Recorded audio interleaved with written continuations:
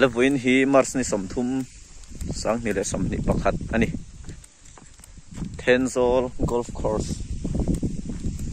kala lupna motor park na ani he lam hi entry ani chuan hay mun anuam hle mai voin tak hi kal an om lawani mela ko ni se hay You have arrived.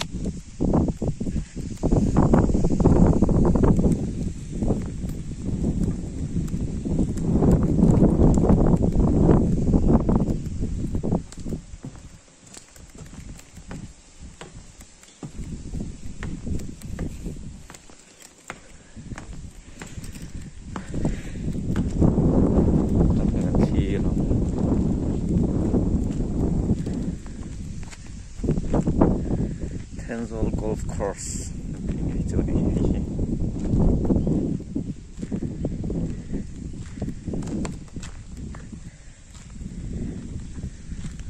giao trở thành đèn cốc ấy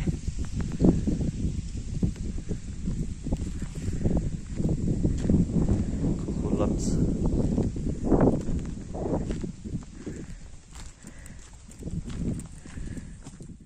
le tuna hian Tenzol of course golf course an tian om mek ani ka hnung lam song hi ni hei azal tham hi mi khop mai ala hi rest house ni a ti chuan he lampang hi ria thai na hun kha ni ti chuan he lam hi a khel na hun ania so lam te po so alu man hi zani ani a vai tak hi ru sur zo lim ani wangin mi anom vak lo ani mi tlem lai kha kan chang ve boxi a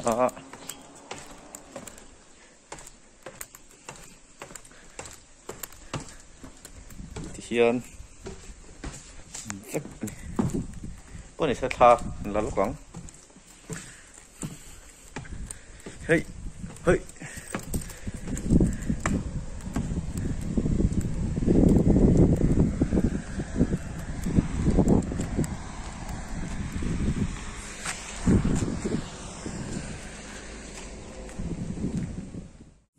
tu na hian van tong kho tha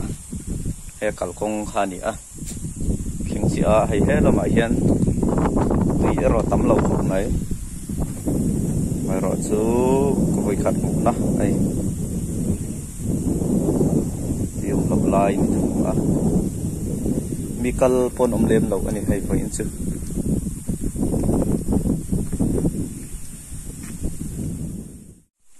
tú nội hiến và tông khó thả lắm về thùng nên đồn anh tiền lem khóc đấy đây cái thằng này và tông tuy rõ lên em thùng xì anh cái gì ngà ruộng asura mà rõ tụi tập thà là anh thế là mình ô và tông khó thả có vui khát muốn à anh mà rõ tụi rõ ông lâu thế muốn nôm tụi anh muốn nôm tạt là anh